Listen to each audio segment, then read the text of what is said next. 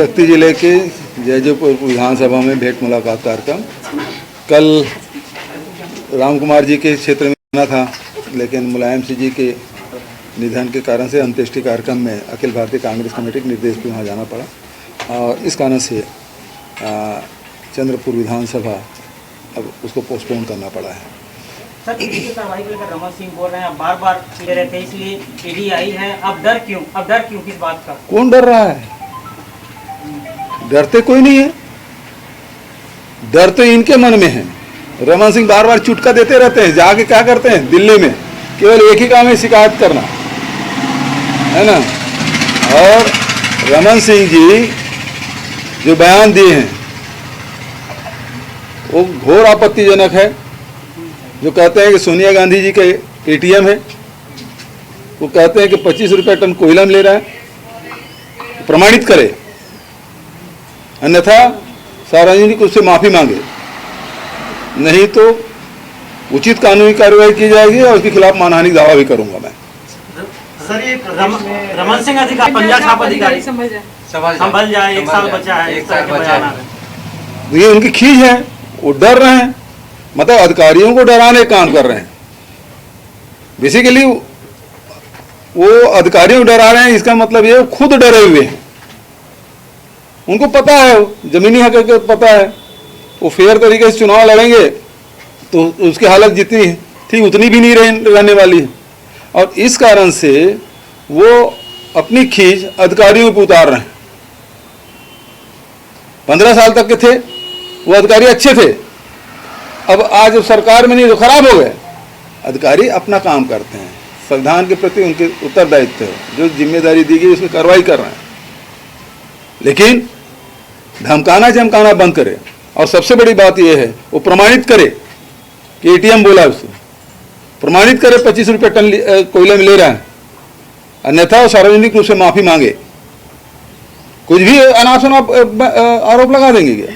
Raman Singh sir क्या सरकार को बदनाम करने का प्रयास कर रहे हैं? काफी कॉन्फिडेंट से बोल रहे हैं कि गलत हो रहा है, तभी ईडी आ रही है। आ रही है तो क्या कार्रवाई की? रमन सिंह, हमारी सरकार ने जितने भी कोलवासी उसके खिलाफ कार्रवाई की, सभी जगह छापा डाले। रमन सिंह बताए 15 साल में कितने जगह कार्रवाई की, वो तो बताएं। और कोयला जो है वो सेंट्रल गवर्नमेंट का है, राज्य सरकार की क्या भूमिका है? कोयला खदान वो अलॉट करती है।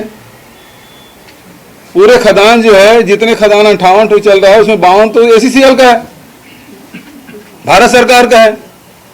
प्राइवेट प्लेयर तो सब बंद ही हो गए थे, अब तो 2-4 ठो शुरू हुआ है। कहां शुरू हुआ? तो पूरा भारत सरकार का है। ट्रांसपोर्टिंग के मामले में स्थिति ये है कि पैसेंजर ट्रेन आप बंद कर दिए हो, लोगों को महीनों से परेशानी करके रखे हैं, सैकड़ों ट्रेनें बंद कर दी है।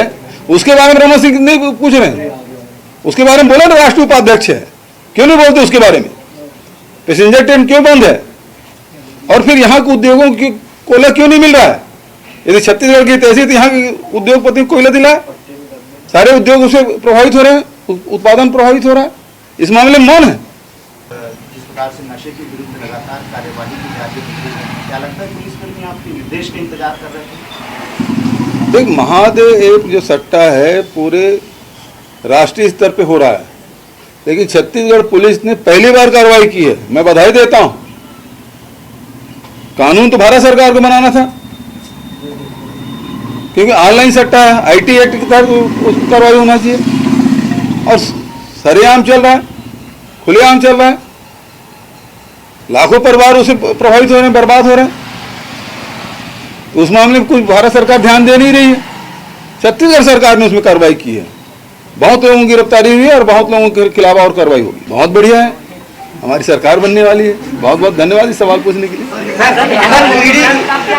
ईडी की जो कल छापा पड़ा 3 IAS अधिकारियों के यहाँ 4 करोड़ रुपए बरामद और काफी सारी ज्वेलरी भी बरामद। वो उन्होंने कोई प्रेस रिलीज दिया क्या कि अधिकारियों के यहाँ पकड़ा गया, कि वो व्यापारियों के यहाँ पकड़ा गया, किसके यहाँ पकड़ा गया है? मीडिया में इस प्रकार से सूत्रों से पता चला वाले काम थोड़ी चलेगा। एक एक अधिकारी के यहाँ क्या पकड़ा गया बताया ना। बदनाम करने की कोशिश क्यों की जा रही है? यदि पकड़ा गया है तो इस अधिकारी के यहाँ इतनी राशि, इस अधिकारी के यहाँ इतना सामान, हाँ वो बताए, बयान आना चाहिए।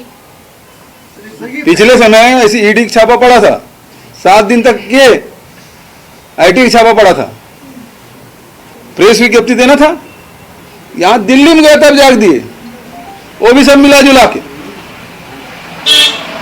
तो कुल मिला के ये है कि सेंटर जो एजेंसियां हैं इसलिए बनाई जाती है कि गलत काम ना करे, और जो गलत काम है उसके खिलाफ कार्रवाई करे। हम उसको स्वागत करते हैं, हम पहले भी बोले हैं, जो गलत काम करने वाले उसके खिलाफ कड़ी कार्रवाई हो। लेकिन सेंट्रल एजेंसी का उपयोग राजनीतिक लाभ के लिए किया जाए, सरकार को बदनाम करने के लिए, उनके अधिकारियों को, राजनेताओं को बदनाम करने के लिए नहीं किया जाना चाहिए। हमने भी कोई आश्रम किया, क्या उसको पॉलिटिकल लाभ लिया हमने? क्या उस प्रकार की बयानबाजी दिया? हमको पता है कौन किससे जुड़ा हुआ है, लेकिन हमने कोई राजनीतिक लाभ नहीं उठाया। कार्रवाई की और उसमें जो गलत पाया गया उसको नोटिस दिया गया है, वो जवाब देंगे, नहीं तो पेनाल्टी लगेगी, उसके खिलाफ जो संविधान, जो नियमों प्रावधान है उसके हिसाब कार्रवाई होगी। लेकिन आप क्या कर रहे हैं? आप केवल राजनीति से प्रभावित होकर कार्रवाई कर रहे हैं, राजनीतिक लाभ के लिए कर रहे हैं। मैं कल भी बोला कि भारतीय जनता पार्टी सीधे लड़ नहीं पा रही है छत्तीसगढ़ में, तो ईडी, आईटी, डीआरआई, सीबीआई तो आ नहीं सकती, ये तीनों का दुरुपयोग कर रही है। जैसे पाकिस्तान में पहले होता था ना, 11 क्रिकेट खिलाड़ी, उसके साथ 2 एम्पायर भी खेलते थे, तो ऐसी है इनकी स्थिति। भारतीय जनता पार्टी लड़ नहीं पा रही है, तो एक्स्ट्रा एम्पायर है उसको भी शामिल कर लिए हैं। सर 17 को इलेक्शन है, भाजपा के नेता जो मल्लिकार्जुन खड़गे के एज को लेकर सवाल उठा रहे हैं कि कांग्रेस 80 साल के बुजुर्ग को दौड़ाने जा रही है, कैसे दौड़ेगी कांग्रेस? इनकी उम्र क्या क्या हो गया है? राजनाथ सिंह जी के और दूसरे नेताओं की उम्र कितनी है? प्रधानमंत्री जी की उम्र कितनी है? तो क्या कहना चाहते हैं? क्या मोदी जी रिटायर करने वाले हैं? सर रायगढ़ के हरगोरा से जो सामने आया है कि छत्तीसगढ़िया ओलंपिक में खेलने के दौरान कबड्डी मौत गई है, भाजपा उसे भी राजनीतिक विषय बना रही है, करीब 50 लाख मुआवजा यहाँ। देखिए, खेल कूद में इस प्रकार से कभी कभी दुर्घटना हो जाती है और ये बेहद दुखद है, लेकिन घटना तो हुई है, इसे कोई इनकार नहीं करता। और मृतक के प्रति मैं संवेदना व्यक्त करता हूँ, पूरे परिवार दुख सहने की क्षमता ईश्वर प्रदान करे, कामना करता हूँ। और राज्य शासन की ओर से जो नियम है उसके तहत भी उसे राशि दी जा रही। शिक्षण दान से भी मैंने 4 करोड़ रुपये देने की घोषणा की, 4 लाख रुपया देने की घोषणा मैंने की। हसदेव का एक पैदल गिराने वाला है, भारत जोड़ो यात्रा में जाकर अपनी बात रखने वाला है। कोई भी मिलो तो उस पैदल चल ही रहे हैं, उसमें तकलीफ क्या है? सब मिल रहे हैं उससे, पैदल खुले पैदल चल रहे हैं। 1 महीने से ऊपर हो गया है, तो जिसको जाना है वो जाए, है ना, वो समय देंगे, मिले, उसमें कोई दिक्कत है क्या?